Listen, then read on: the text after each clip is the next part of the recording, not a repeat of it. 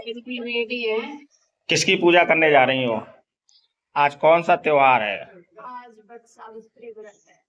वट सावित्री व्रत।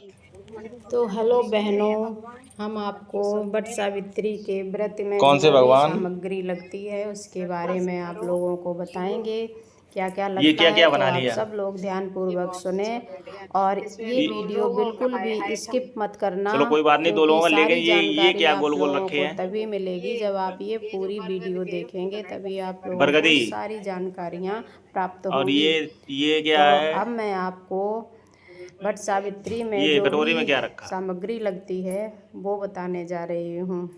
सबसे पहले बांस का बना हुआ एक हाथ का पंखा और लाल धागा और धूप, मिट्टी का दीपक, घी, फूल, फल, 1.25 मीटर कपड़ा और सिंदूर और जल से भरा हुआ पात्र, रोली, हल्दी और कुमकुम, चावल, फूल और फलों की माला और पंचामृत भी बना सकते हैं और पानी वाला लोटा या कलश और नई एक चुनरी और 7 प्रकार के अनाज का काफ़ी जगह किए जाते हैं, काफ़ी जगह नहीं भी किए जाते हैं। तो ये आपकी श्रद्धा है, श्रद्धा अनुसार आप कर सकते हैं।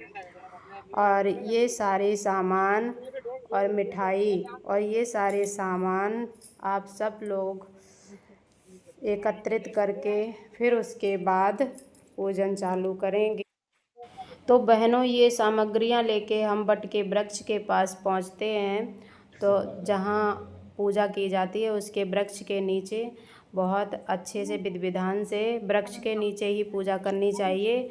घर में वृक्ष तोड़ के पूजा नहीं करनी चाहिए, क्योंकि उस दिन पेड़ नहीं तोड़ा जाता है। इसलिए ये हिंदू धर्म में कहा गया है कि वट वृक्ष के नीचे ही पूजा की जाती है, वहीं बैठ के पूजा करनी चाहिए। अब हम आप लोगों को गणेश जी की कथा सुनाएंगे, जो कि हाथ में कोई अन्न का कोई चीज़ लेंगे, चाहे अक्षत है या क्या कहते हैं चने हुए, कुछ भी ले लो आप हाथ में, फिर कथा सुननी चाहिए। तो हम आप लोगों को गणेश जी की कथा सुनाते हैं। एक बार एक गांव में एक बुढ़िया रहती थी। वो बुढ़िया रोजाना गणेश जी का पूजन करती थी। रोजाना मिट्टी के गणेश जी बनाती और रोजाना गला देती थी। तो बुढ़िया के घर के सामने एक सेठ जी की हवेली बन रही थी। तो बुढ़िया ने जाकर कारीगर से कहा, कारीगर कारीगर तुम पत्थर के गणेश जी मेरे बना दो। तो कारीगर ने बोला, अभी मुझे टाइम नहीं है। कारीगर ने ऐसे बोल दिया कि अभी मुझे टाइम नहीं है गणेश जी बनाने का, तो मेरी पूरी जब दीवार बन जाएगी तब हम कुछ करेंगे। कारीगर ने ऐसे बोल दिया। तो ऐसे समय बीत गया। आप किसी और से बनवा लो, ऐसे कारीगर ने बोल दिया। तो बुढ़िया बहुत बुरा लगा उसे। तो बुढ़िया ने मन ही मन में कहा, तुम्हारी दीवार टेढ़ी हो जाए। तो गणेश जी ये सब सुन रहे थे। ऐसे ही कारीगर की दीवार बनाए और दीवार टेढ़ी हो जाए, फिर से दीवार बनाए, फिर से टेढ़ी हो जाए। ऐसे ही बनाते रहे, गिराते रहे, बनाते रहे, गिराते रहे। सुबह से शाम हो गई। शाम को सेठ जी आए। तो सेठ जी ने कहा, आज तो कोई काम नहीं हुआ, जितना आपने काम किया बहुत कम हुआ। तो कारीगर ने कहा, महाराज काम तो बहुत कर रहे हैं, लेकिन जैसे ही दीवार बनाते हैं दीवार टेढ़ी हो जाती है और दीवार को गिराना पड़ता है। तो उसके फिर उसने बुढ़िया के आने की कारीगर को सारी कथा सुनाई, सारी बात बताई सेठ जी को। सेठ जी ने कहा, मुझे बुढ़िया के पास लेके चलो। तो कारीगर सेठ जी को बुढ़िया के पास ले गए। सेठ जी ने हाथ जोड़कर बुढ़िया से कहा, हम आपके पत्थर के नहीं सोने के गणेश जी बनवा कर देंगे, आप हमारी दीवार को सीधी करा दो। अब गणेश जी तो ये सारी बात सुन ही रहे थे। तो गणेश जी ने ये सुन ली बात। तो जैसे ही सेठ जी ने यह बात कही वैसे ही दीवार सीधी हो गई, क्योंकि ये गणेश जी बात सुन रहे थे। इसलिए सेठ जी ने बूढ़ी माई के लिए सोने के गणेश जी बनवा के दिए। हे गणेश जी महाराज, जैसे आपने सेठ जी की दीवार सीधी की वैसे ही सबके काम सीधे करना, और जैसे जैसे ही बूढ़ी माई की इच्छा पूरी की वैसे ही सबकी इच्छाएं पूरी करना, सबके घर को अन्न धन से भर देना और सबके काम पूरे करना। प्रथम पूज्य गणेश जी, जिनके कार्य सिद्ध ना हो सबके कार्य सिद्ध करना, सभी की मनोकामना पूर्ण करना। इस तरह से ये गणेश जी की कथा यहाँ पे पूरी होती है। अब हम आप लोगों को सुनाएंगे इसके बाद वट सावित्री व्रत की कथा, जो कि ध्यानपूर्वक सुनो। नमस्कार दोस्तों, जय माता दी, हर हर महादेव। स्वागत है आप सब लोगों का मेरे एक नए ब्लॉग में, और आप सब लोगों को वट सावित्री व्रत की ढेर सारी शुभकामनाएं। तो आज हम आप लोगों को सावित्री के कथा के बारे में बताएंगे। तो आप सब लोग ध्यानपूर्वक सुने कि कैसे सावित्री ने अपने पति के प्राण बचाए। तो पौराणिक प्रचलित वट सावित्री व्रत कथा के अनुसार एक राजा थे, उनकी संतान थी सावित्री। सावित्री ने वनवासी राजा के पुत्र सत्यवान को अपने पति के रूप में चुना था। लेकिन अब जब नारद जी ने उन्हें बताया कि सत्यवान अल्पायु हैं, तो भी सावित्री ने अपना निर्णय नहीं बदला। वह समस्त राज वैभव त्याग कर सत्यवान के साथ उनके परिवार की सेवा करते हुए वन में रहने लगी। सत्यवान लकड़ियाँ काटने जंगल जाते थे। वहाँ वह मूर्छित होकर गिर पड़े। एक दिन सावित्री ने वट वृक्ष के नीचे अपने गोद में पति का सिर रख उसे लिटा लिया। उसी समय यमराज सत्यवान के प्राण लेने आए।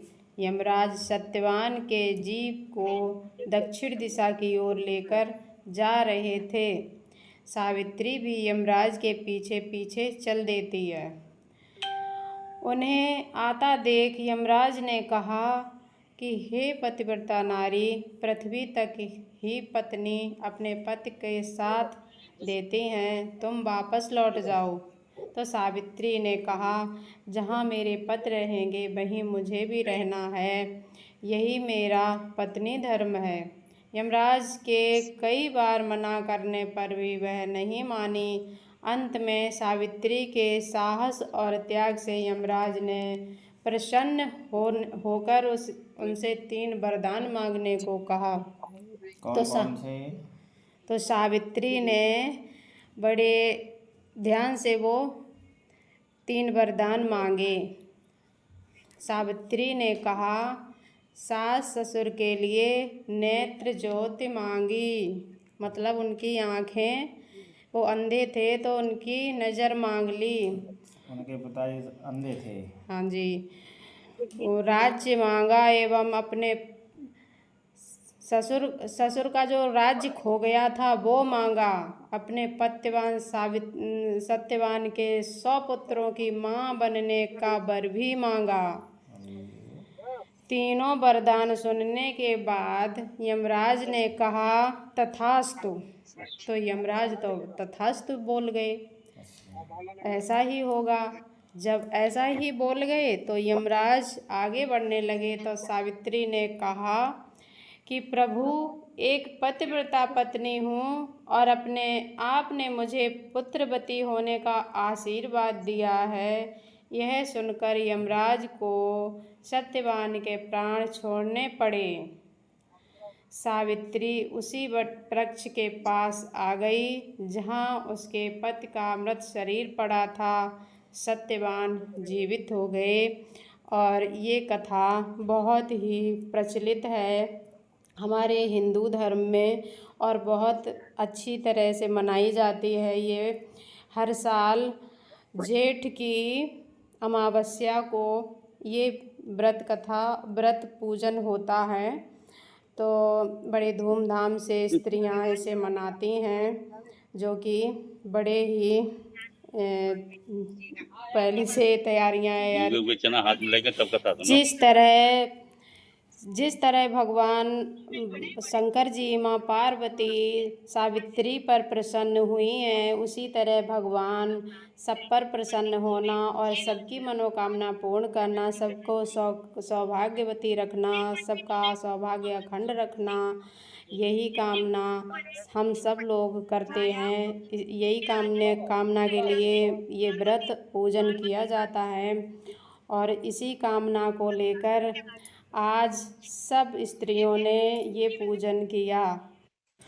तो बहनों, कथा पूरी होने के बाद हमने लगाए फेरे, जो कि धागा लेकर फेरे लगाए जाते हैं वट वृक्ष के, तो वो हमने फेरे किए और पीले धागे से फेरे लगाए हम लोगों ने। फिर उसके बाद फेरे लगा के फिर हम लोगों ने की आरती करने के बाद फिर जो भी वृक्ष के नीचे होता है, जैसे वृक्ष के नीचे हम किल्ली उसकी तोड़ते हैं और चने जो कि निगल लिए जाते हैं, वो सब किया हम लोगों ने और बड़े अच्छे धूमधाम से ये त्यौहार मनाया हम लोगों ने।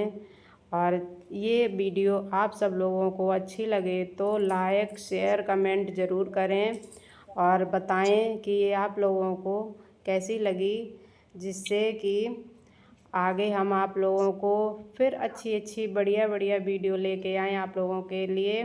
और ऐसे ही अपना प्यार और सपोर्ट बनाए रखें, वीडियो के साथ बने रहें और आगे भी देखें दूसरी वीडियो।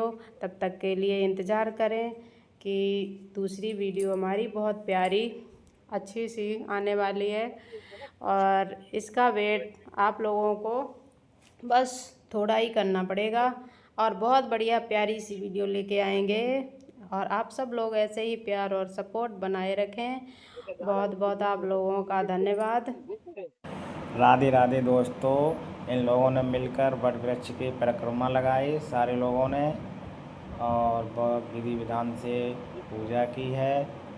और ये देखो अब वृक्ष के नीचे बैठ गए हैं। दोस्तों, आप लोगों को हमारी ये कथा कैसी लगी है, लाइक सब्सक्राइब कमेंट ज़रूर करें और हमें बताएं कि आप लोगों को ये कथा कैसी लगी है। ये वट सावित्री व्रत का पूजन हुआ और इसमें सारे विधि विधान से बताया गया आप लोगों को। और ये सारे लोग वट वृक्ष के चारों तरफ जो घूम के परिक्रमा लगा रही हैं और ये बैठ के अब